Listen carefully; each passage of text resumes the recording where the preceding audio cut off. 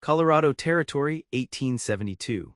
The mountain wind whispered through the valley like a cold promise as Emmaline Norwood stood in her wedding dress, the soft white fabric billowing around her slender frame.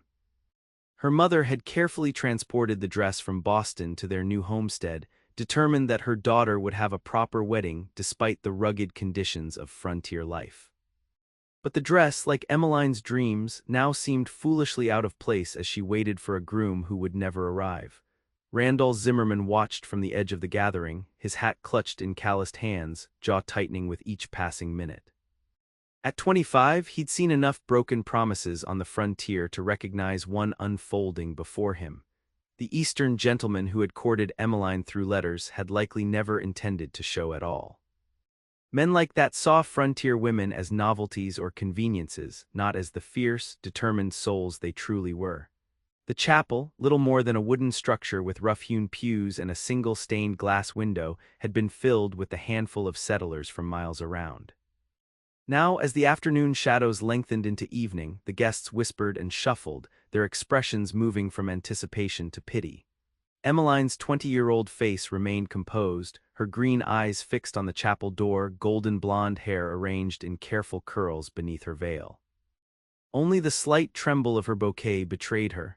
"I reckon he ain't coming, Miss Norwood," the preacher finally said, closing his Bible with a soft thud that echoed through the chapel like a gunshot. It was the moment her composure cracked. A single tear tracked down her cheek, then another, until her shoulders began to shake with silent sobs.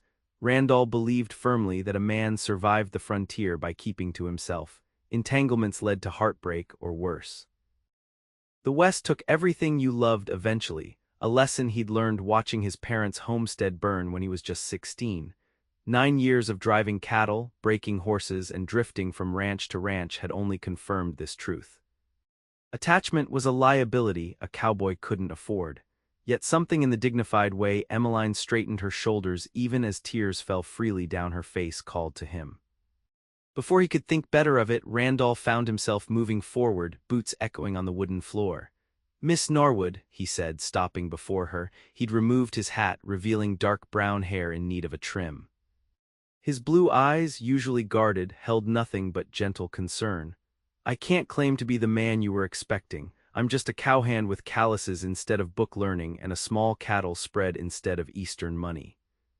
But I've watched you these past months since your family arrived. I've seen how you work that garden until your hands blister, how you teach the settlement children their letters, how you never complain even when frontier life is crueler than it ought to be to someone raised in comfort." He took a breath, aware of the astonished silence around them. "If you'd have me, I'd be honored to stand in that man's place. Not just today, but for all the days to come. I'll be your forever, Miss Emmaline, if you'll take a chance on a simple cowboy." Emmaline stared at him, her tear-stained face a mixture of shock and something unreadable. The chapel held its collective breath. "Mr. Zimmerman," she finally said, voice barely above a whisper, "I hardly know you." "Yes, ma'am, that's true enough," he nodded, "and I understand if you refuse. But sometimes out here, we don't get the luxury of long courtships and proper introductions. Sometimes we just have to recognize a good thing when we see it and hold on tight." What happened next would change both their lives forever. Instead of shrinking back, Emmaline Norwood looked Randall straight in the eyes and made the first truly independent decision of her life. "Yes," she said simply. The impromptu wedding that followed was nothing like the grand affair Emmaline had planned. Instead of the elegant vows she'd practiced, she spoke from her heart. Instead of marrying a man she knew through letters, she married one she knew through quiet observations, the way he helped elderly Mrs.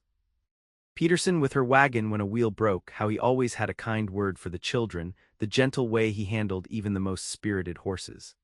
As they rode away from the chapel toward Randall's small ranch, 10 miles outside the settlement, Emmaline clung to his waist and wondered if she'd made the most foolish decision of her life or the wisest. The sunset painted the mountains in shades of gold and crimson, a beauty so raw it made her heart ache. "I hope you won't regret this," Randall said over his shoulder, voicing her unspoken fear. "I hope you won't either," she replied honestly. His small cabin came into view as twilight deepened, a simple structure with a covered porch and a corral for horses. Not the grand Eastern home she'd been promised in flowery letters, but solid and real.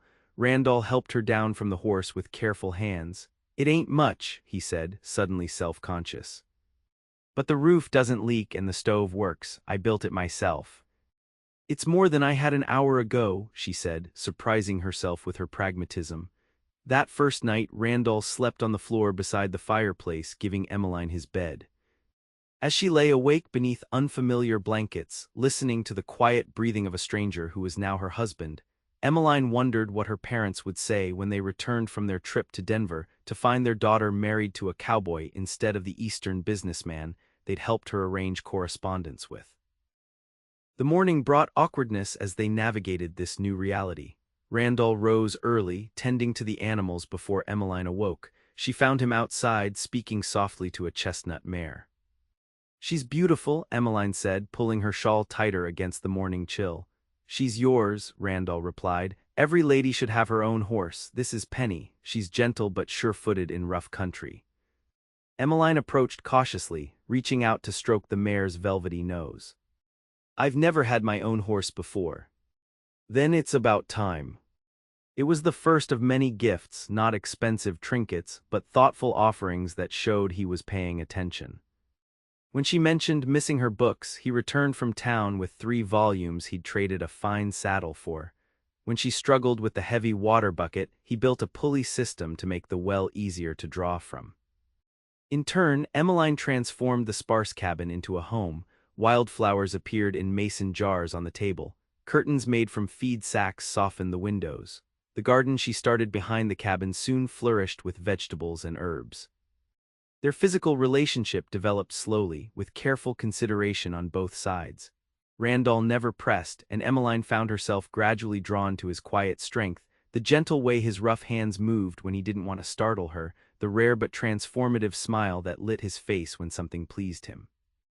The first time they truly kissed was after a summer thunderstorm had trapped them in the barn.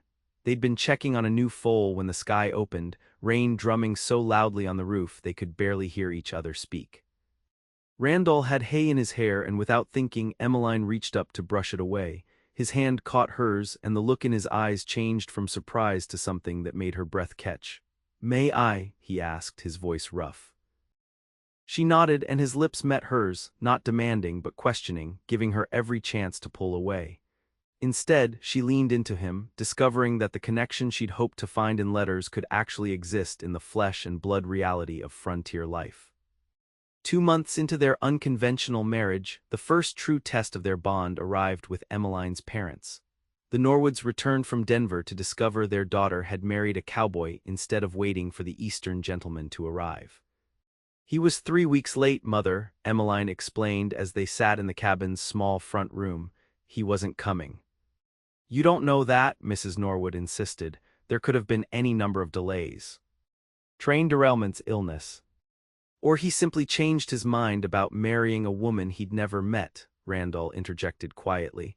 "It happens more often than not with these arranged marriages by post." "Mr. Norwood's mustache twitched with displeasure. "And you took advantage of my daughter's vulnerable state to secure yourself a wife and help with this." He gestured around the cabin, homestead. Emmeline saw the flash of hurt in Randall's eyes before his expression shuddered closed. "I offered marriage because I couldn't stand seeing her humiliated. I gave her a choice, which is more than can be said for the man who left her standing at the altar." "Randall has been nothing but honorable," Emmeline said, finding her voice. "He's never asked anything of me I wasn't willing to give."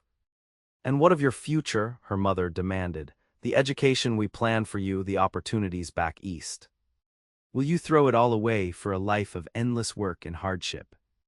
"I made my choice," Emmeline said firmly, "and I stand by it." Later, after her parents departed with cool farewells and promises to visit again soon, Emmeline found Randall at the edge of their property, staring out at the mountains. "They'll never accept me," he said without turning. "They will in time. And if they don't—" Emmeline moved to stand beside him. "Then we'll go on without their approval. I'm not a child anymore, Randall. I don't require permission to live my life." He turned to her then, his expression serious. I want you to be certain, Emmeline, if you've changed your mind about any of this about me, just say the word. I'll take you back to your parents, we could find a way to annul. She stopped him with a finger against his lips. Is that what you want? God, no, he breathed. These past months with you have been the first time I've felt like I was building something that might last instead of just surviving day to day. Then stop offering me ways out, she said. I'm exactly where I want to be. As autumn painted the landscape in fiery colors, their relationship deepened. They established routines and rituals, coffee on the porch at sunrise, reading aloud to each other in the evenings, Sunday rides to explore the countryside. Randall taught her to shoot a rifle and handle the small herd of cattle. Emmeline taught him to read better, patiently working through books together by lamplight. They learned each other's bodies with the same patience, discovering what brought pleasure, what sparked desire. Emmeline surprised herself with her boldness, and Randall delighted in her uninhibited responses when they were alone. The first snow came early that year, blanketing their world in white silence. As they lay wrapped in quilts before the fireplace, Emmeline finally asked the question that had lingered since their wedding.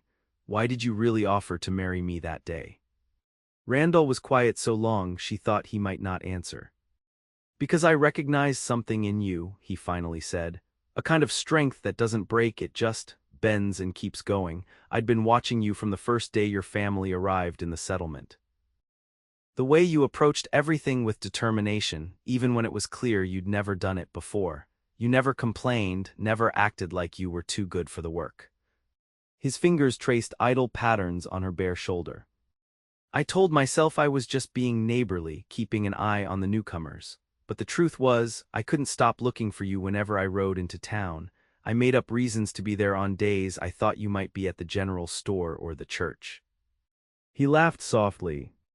I even started going to Sunday services regular-like, something I hadn't done since I was a boy, just to see you in your blue dress with the little flowers on it. You remember what I wore? Emmeline asked, touched. I remember everything about you, he said simply. And when I saw you standing there in that wedding dress, waiting for a man who didn't deserve you, something just snapped inside me. I couldn't bear it. Not just the humiliation, but the waste of it, you giving your heart to someone who couldn't recognize its value. And you think you do recognize its value? She asked. I know I do, he said with quiet certainty. It's the most precious thing I've ever been given, and I aim to prove worthy of it every day we have together. That winter tested them in ways neither had anticipated. A blizzard isolated their cabin for nearly 2 weeks, their supplies dwindling as the snow piled higher. When Randall developed a fever after being caught in a sudden storm while checking on stranded cattle, Emmeline nursed him through delirious nights, praying as she'd never prayed before. In his fever he called out names she didn't recognize, Sarah, Daniel, Pa, and spoke of fire and loss. When the fever finally broke, she asked him about the nightmares. My family, he said hoarsely, still weak from illness. When I was 16, raiders came to our homestead. They wanted our horses, our supplies. My pa refused to be robbed.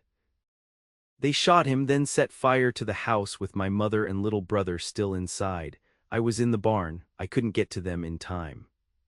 Emmeline held him as the story poured out, how he'd tracked the raiders for 3 days, how he'd killed 2 of them before the others overpowered him, how a passing cattle drive had found him half dead and taken him in. After that, I swore I'd never put down roots again, he confessed. Nothing good comes from loving something you can lose. And yet here we are, Emmeline said softly. Here we are, he agreed, his eyes holding hers. And God help me, but I wouldn't go back to that lonely life for anything. Spring arrived with a riot of wildflowers and new possibilities. Their small herd had weathered the winter well, and Randall's careful breeding program was producing calves that promised to grow into fine stock. Emmeline's garden expanded, and she began selling preserves and baked goods in town, establishing a small but steady income of her own. It was during a trip to the settlement that their peaceful existence was threatened. Emmeline was in the general store when a well-dressed stranger entered, his city clothes and polished boots marking him as an outsider. He removed his hat, revealing blonde hair and sharp features. I'm looking for the Norwood homestead, he announced. I was told they settled in this area. The Norwoods live about 3 miles east, the shopkeeper said, though their daughter's place is closer, just past the creek crossing. Daughter, the man's interest sharpened. Emmaline Norwood. Emmaline Zimmerman now, the shopkeeper corrected, nodding toward where Emmaline stood frozen by the fabric bolts. Been married since last summer. The stranger turned, his eyes widening as he took in Emmaline's face. My God, it is you. I'd recognize those green eyes anywhere. Recognition dawned slowly, like ice water trickling down her spine. Theodore Phillips, she said, her voice steadier than she felt, you're rather late for our wedding. The man who had abandoned her at the altar had the grace to look abashed. There were circumstances beyond my control, I assure you. The train derailed outside of Kansas City. By the time I recovered from my injuries and arranged alternative transport, I was told you had already married another. Emmaline felt the eyes of everyone in the store upon them. Yes. I did. Surely that can be remedied, he said, lowering his voice as he moved closer. I've come all this way, Emmaline. I've established myself in Denver now, a fine house, business connections, everything I promised in my letters. We can have that life together still. Before she could respond, the store's door opened again. Randall entered, ducking his head beneath the frame, his lean frame silhouetted against the bright day outside. His eyes found Emmaline immediately, a smile starting to form before he registered the tension in the room. Everything all right? He asked, moving to her side. This is Theodore Phillips, she said, watching understanding dawn in his eyes. My former correspondent. Randall's expression revealed nothing as he nodded to the other man. Mr. Phillips, you're a long way from Boston. Denver, actually, I've established my practice there. Phillips straightened, clearly taking Randall's measure. And you are? Randall Zimmerman, Emmaline's husband. The silence that followed stretched taut with unspoken challenge. I see, Phillips finally looked back to Emmaline. Perhaps we could speak privately. I've traveled a considerable distance. Anything you have to say can be said in front of my husband, Emmaline replied. Phillips's expression hardened slightly. Very well, I'm prepared to make a generous offer to resolve this situation. $500 should adequately compensate Mr. Zimmerman for his time and trouble. The insulting implication that her marriage was a transaction that could be nullified with cash struck Emmaline like a physical blow. She felt Randall stiffen beside her. Mr. Phillips, Randall said, his voice dangerously quiet, I suggest you leave now, before I forget that we're in mixed company. Phillips scoffed, don't play the offended husband. Everyone knows these frontier marriages are arrangements of convenience. I'm simply offering a better arrangement. Before Randall could respond, Emmaline stepped forward. Our marriage is based on mutual respect and genuine affection, not convenience, and it is certainly not for sale at any price. You can't possibly prefer this life, this crude existence, to what I'm offering, Phillips persisted. Think of the comfort, the culture, the society you'd have in Denver. I prefer a man who keeps his word and shows up when he says he will, Emmaline said firmly. I prefer a partner who values me for more than how I might look on his arm at social gatherings. And yes, I prefer our crude existence because we've built it together with our own hands. Phillips's expression darkened. You're making a grave mistake.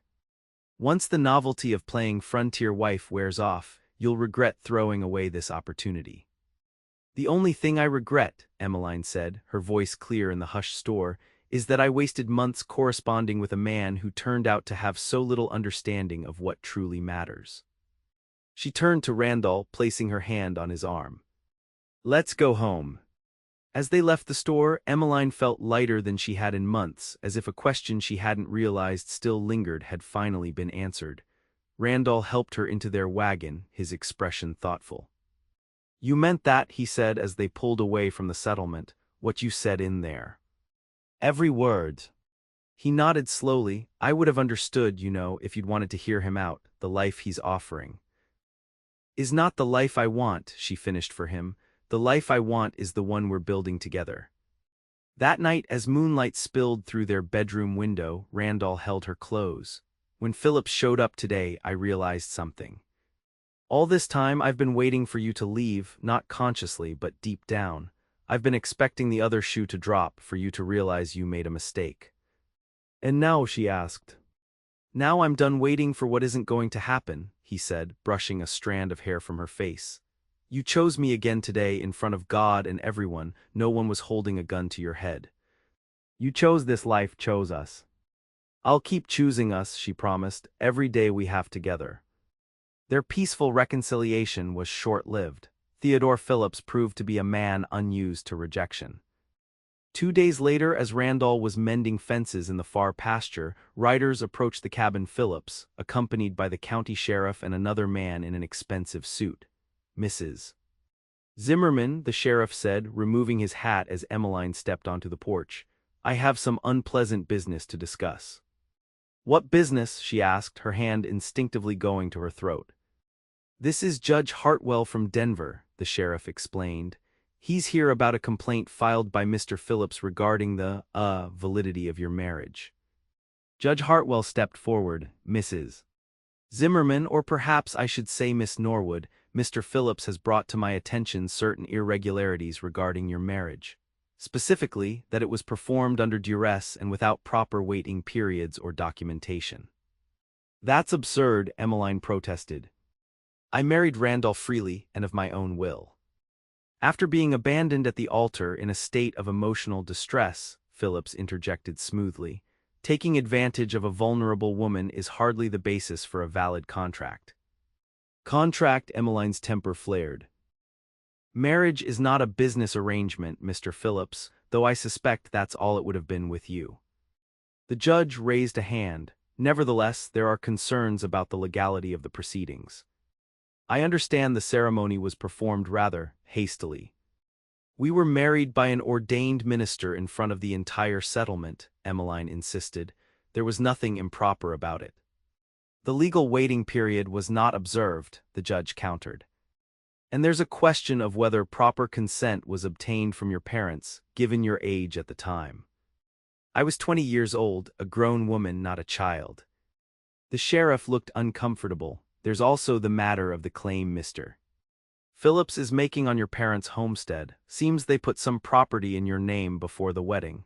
He's saying as you're intended, he has rights to."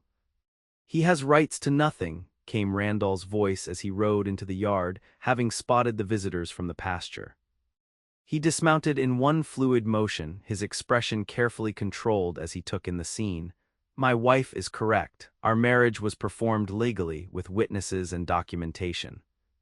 Judge Hartwell looked skeptical. "The paperwork filed with the territorial office is incomplete at best, Mr. Zimmerman." "Then we'll correct it," Randall said evenly. "But I'll not have strangers coming onto my property suggesting my marriage is anything but legitimate." Phillips stepped forward. "I'm prepared to be reasonable. The lady was promised to me first. We had a binding agreement through our correspondence." "Letters aren't contracts," Randall countered, "and Emmaline isn't property to be claimed by whoever shouts loudest." The tension in the yard was palpable, a standoff with no clear resolution. Then Emmaline moved to stand beside Randall, her head high. "Gentlemen, I suggest you leave," she said firmly. "This matter is between my husband and me, not open for debate by outsiders." "This isn't over," Phillips warned. "I'll pursue this through legal channels. That property was meant to be part of our future together." As they rode away, Emmaline turned to Randall. "What property is he talking about?" Randall sighed. "Your father filed a claim on some prime grazing land near the river last year, put it in your name as a wedding gift. I only found out last week when I ran into him in town." "And you didn't tell me." "I was going to. Was waiting for the right moment. It's good land, Emmaline, would double our herd capacity." She studied his face, "and now Phillips wants it." "Land hunger makes men do desperate things," Randall said grimly. "This isn't about you at all. It's about acres and water rights." That night they discussed their options long into the darkness. The legal threat was real. Frontier marriages were often performed with minimal documentation, and judges frequently sided with Eastern money over local interests. "We could remarry," Emmaline suggested, "properly with all the paperwork in order. And risk having them claim the first ceremony wasn't valid, that we've been living in sin all this time." Randall shook his head. No, we need to prove our original marriage was legitimate. We need the witnesses, the minister's testimony, everything documented. And if that's not enough. Randall's expression hardened. Then we fight. This is our home, our life. I won't let some city lawyer take that from us. The next weeks brought a flurry of legal maneuverings. Phillips filed formal challenges to their marriage in the territorial court. Rumors spread through the settlement that Emmaline had been forced into marriage, that Randall was after her family's land, that Phillips was the wronged party. The community began taking sides. Some who had witnessed the abandoned wedding and Randall's unexpected proposal stood firmly with the Zimmermans. Others, impressed by Phillips's wealth and connections, wondered if Emmaline might be better off with him. It's like they've forgotten I have any say in the matter, Emmaline fumed one evening after returning from town, where a group of women had pointedly ignored her at the general store. People love a good scandal, Randall said, though his light tone couldn't hide his concern. It'll blow over once something more interesting comes along. But the situation escalated when Phillips arranged for an official from the Denver land office to review the Norwood property claim. The official, clearly in Phillips's pocket, declared irregularities in the filing. He's trying to invalidate the claim entirely, Emmaline's father explained when he visited to warn them. If he succeeds, that land goes back to public domain, and with his connections, he'll file on it before anyone else can. Can he do that? Emmaline asked, with enough money and the right judge. Yes. The final blow came a week later when the territorial court issued a summons. Randall and Emmaline were ordered to appear before Judge Hartwell to respond to allegations that their marriage was fraudulent, performed to secure property rights. The night before the hearing, they sat on their porch watching the sunset paint the mountains. Emmaline leaned against Randall's shoulder, his arm around her waist. Whatever happens tomorrow, she said softly, I want you to know I've never regretted marrying you. Not for a single moment. Even with all this trouble, the gossip, the legal battles. Especially with all that, she insisted. It's shown me what truly matters, and it's not property or status or what other people think. It's this, us together, facing whatever comes. Randall kissed the top of her head. I was so certain the frontier had nothing left to teach me about living, just surviving, then you came along and showed me the difference. We'll win tomorrow, Emmaline said with more confidence than she felt. The truth is on our side. And if we don't, Randall asked quietly, if they rule against us. Then we start over together. She turned in his arms to face him. The land doesn't matter, the legal papers don't matter. What's between us is real, Randall. No judge can take that away. The territorial courthouse was packed the next morning. It seemed everyone from the settlement had come to witness the proceedings. Emmaline's parents sat in the front row, their expressions worried but supportive. Phillips and his lawyer sat opposite, confident and smug. Judge Hartwell called the court to order, his expression stern as he looked down at Randall and Emmaline. This court will consider the petition to nullify the marriage of Randall Zimmerman and Emmaline Norwood on grounds of fraud and improper procedure, he announced. Mr. Phillips claims prior contractual rights and alleges the marriage was performed specifically to prevent his lawful claim to property held in Miss Norwood's name. Phillips's lawyer presented their case first, painting a picture of a calculated scheme. According to him, Randall had been after the Norwood property from the beginning, waiting for an opportunity to secure it through marriage. The timing is too convenient to be coincidence, the lawyer argued, the very day Mr. Phillips was delayed by circumstances beyond his control. Mr. Zimmerman swoops in and claims the bride, and by extension her property interests. When it was their turn, Randall and Emmaline's lawyer, a young man from the next county who had agreed to represent them for a modest fee, called witnesses from the settlement who had attended their wedding. One by one, they testified to what they had seen: a jilted bride, a compassionate offer, a freely given consent. Reverend Miller, who had performed the ceremony, was particularly compelling. In 30 years of ministry, I have never seen a woman forced or coerced speak her vows with the clarity and certainty that Mrs. Zimmerman displayed that day, he testified. And I would not have performed the ceremony had I suspected otherwise. Finally, Emmaline herself took the stand. With quiet dignity, she recounted the events of her wedding day. I made my choice freely, she stated. Mr.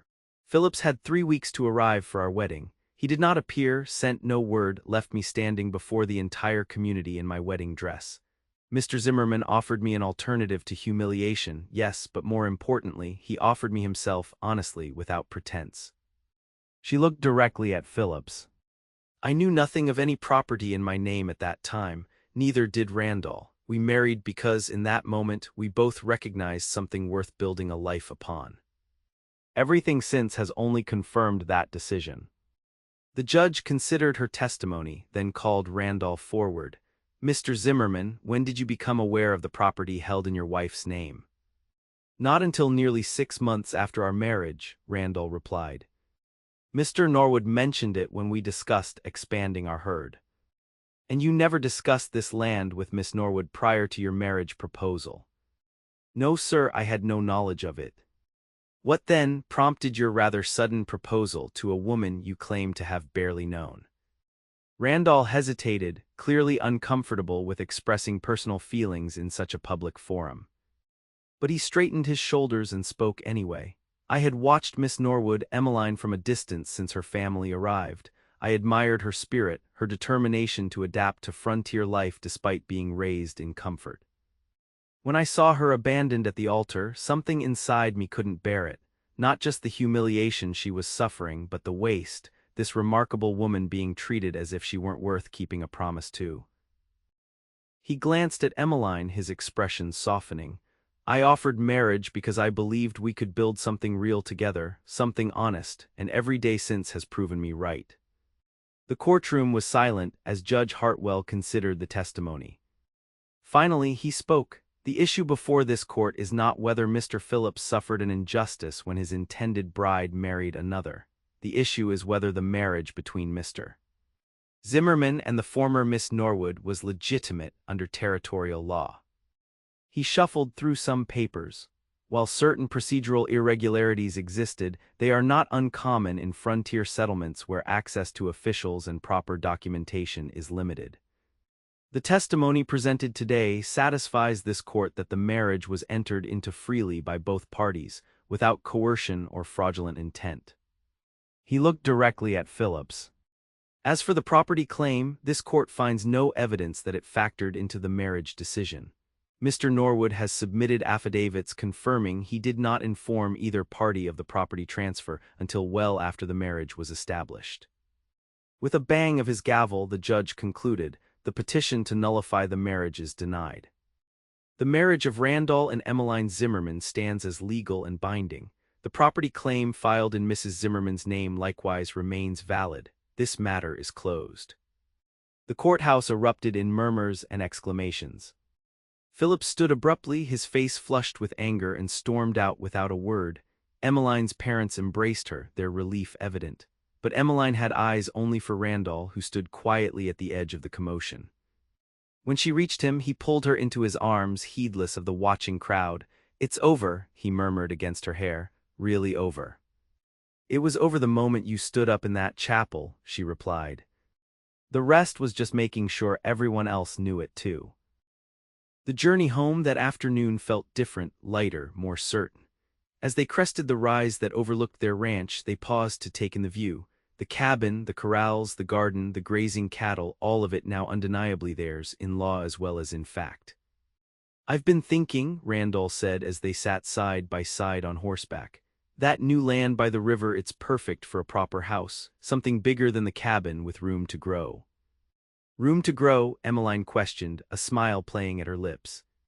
Randall's ears reddened slightly. Well, I thought, that is, if you wanted, a family might be nice someday. Emmaline reached across to take his hand. Someday might be coming sooner than you think, she said softly. His eyes widened as her meaning registered. You mean? She nodded, her smile blossoming fully now. I suspected for a while, wanted to be sure before I said anything, then all this happened with Phillips and it never seemed the right time. Randall was off his horse in an instant, lifting her down into his arms with a whoop of joy that echoed across the valley. A baby, he marveled, one hand gently touching her still flat stomach. Our baby. Our family, she corrected, cupping his face in her hands. The start of it anyway. As the sun dipped toward the mountains, casting long shadows across their land, Randall and Emmeline stood together, contemplating their future. The path that had brought them together had been unexpected: a jilted bride, an impulsive proposal, a cowboy's promise to be her forever. But standing there with the tangible proof of their love growing within her, Emmeline knew with absolute certainty that some promises were meant to be kept, some bonds never broken. And sometimes the greatest love stories began not with flowery letters or grand plans, but with a simple, honest offer made in a moment of courage. "I'll be your forever," Randall had promised on that long-ago day in the chapel. And against all odds, in the harsh but beautiful reality of their frontier life, he had kept that promise, not just in words but in the home they had built together, the child they would raise, and the love that had transformed them both from lonely survivors into a family with roots as deep and enduring as the mountains that watched over them.